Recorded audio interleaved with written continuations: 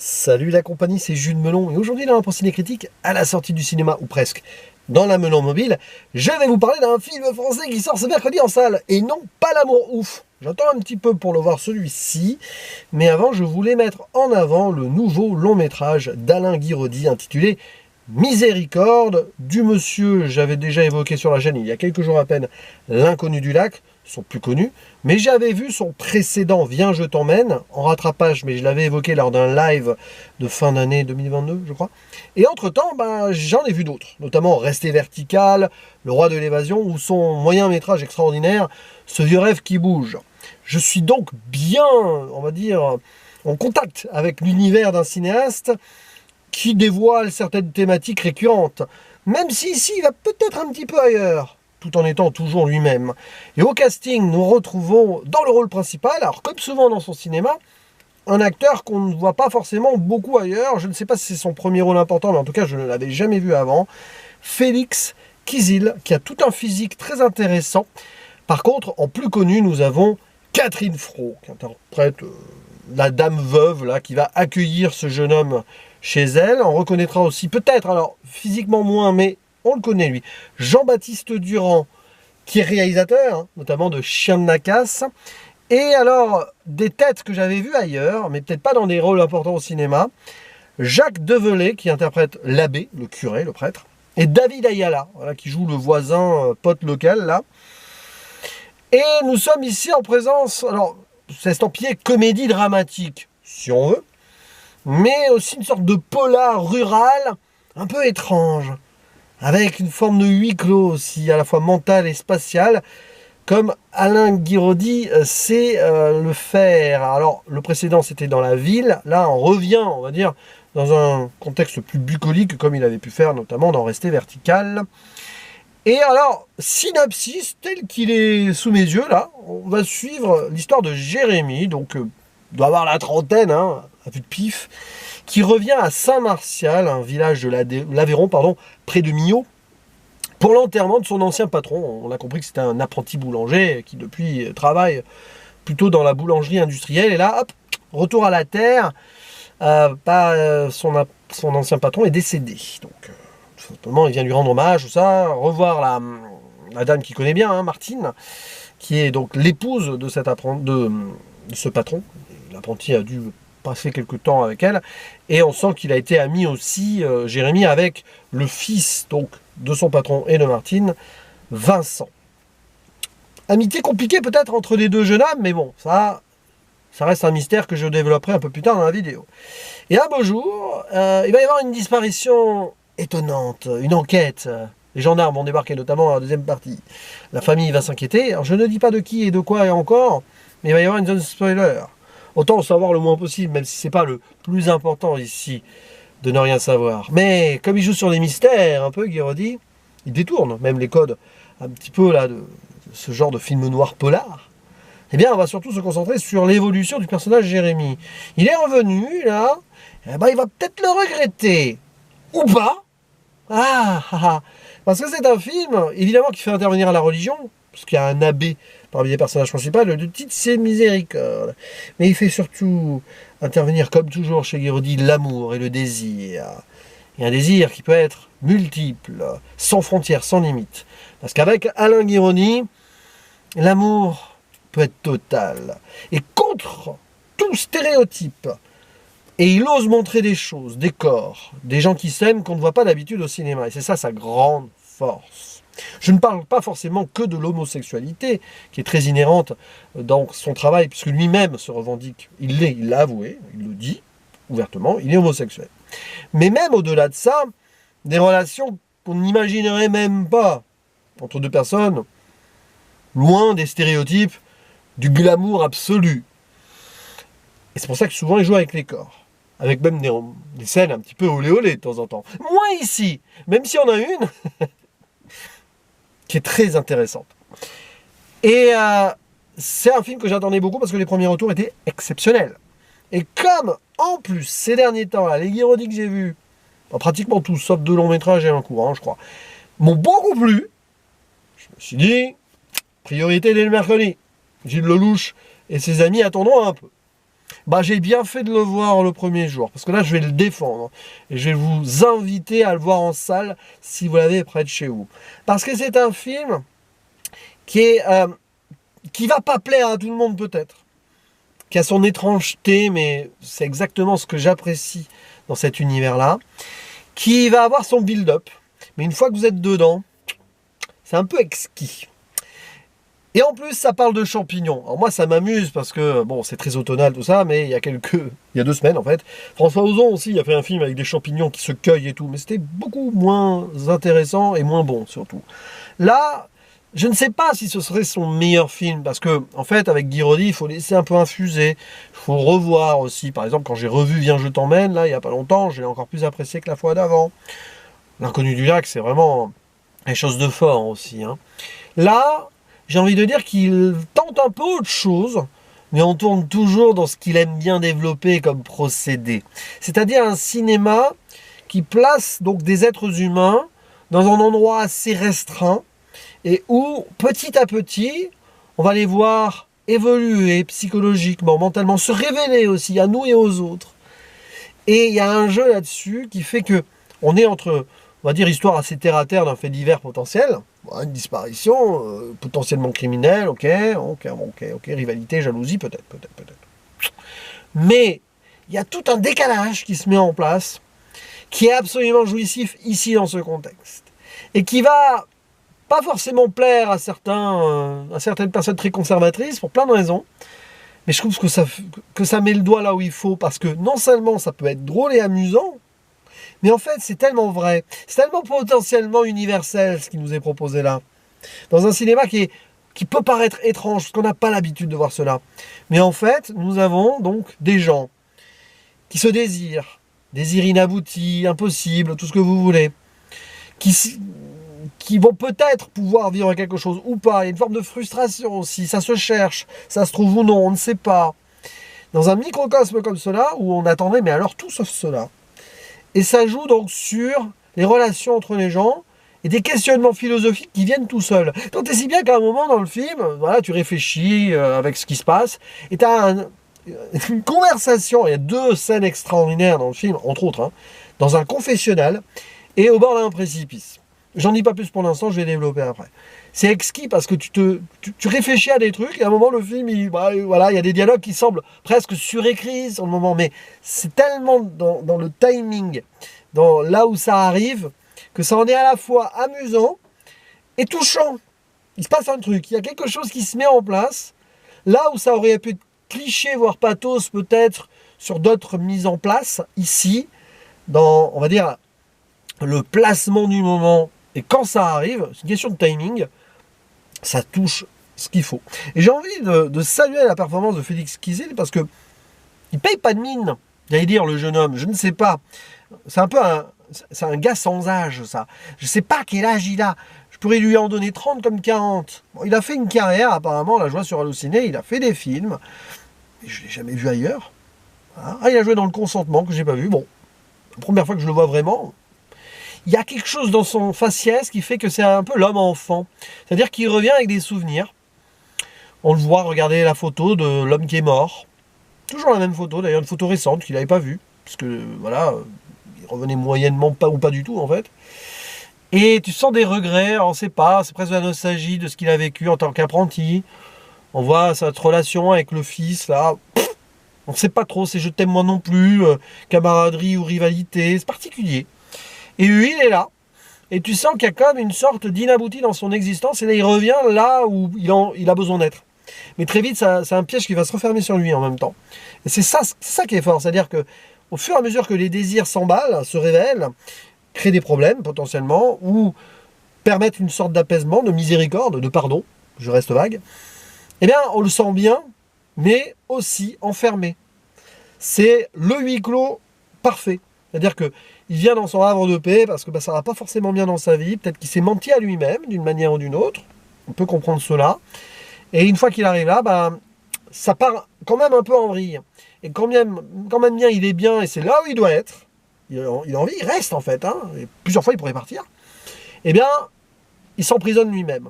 Il n'y a pas d'issue pour lui, à la fois psychologique et physique. Et il y a plein de personnages comme ça autour. L'abbé, je vais y revenir, son pote d'enfance, enfin le fils de son patron, ok. La veuve, qui le prend sous son aile, d'accord. Elle veut pas rester seule après la mort de son mari, mais peut-être pas que. Et le voisin, là, qui est apparemment sent d'une jalousie, alors que physiquement, il paye pas de mine, entre guillemets, lui aussi, mais ça, c'est Guiraudy. Ça, c'est le style Guiraudy. C'est-à-dire que vous allez voir des gens qui vont être désirables à la caméra, dans l'histoire et dans l'intrigue, alors que dans n'importe quel autre métrage, ça ne serait pas le cas. Et c'est un film qui, voilà, qui nous fait visiter aussi ces lieux, petite balade en forêt, le village, en tournant en voiture, on va voir un peu Mio par moment, ok, mais c'est surtout des personnages qui nous intéressent. Cette maison, cette chambre, souvent la nuit, réveillée ou pas, 2 heures, 4 heures, etc. Je dors pas.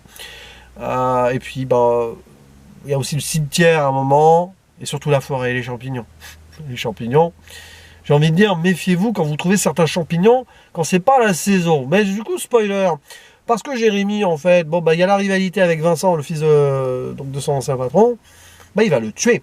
Jérémy tue, il a envie de le tuer, mais c'est une pulsion, hein, mais bon, il commet un meurtre, il tue Jérémy, il l'enterre dans la forêt. Et après, son entourage s'inquiète, disparition pas, les gendarmes à un moment commencent à suspecter un meurtre, etc. Bon. Et Jérémy, il fait son bonimenteur, ça fonctionne à peu près, sauf qu'il y en a un qui sait tout.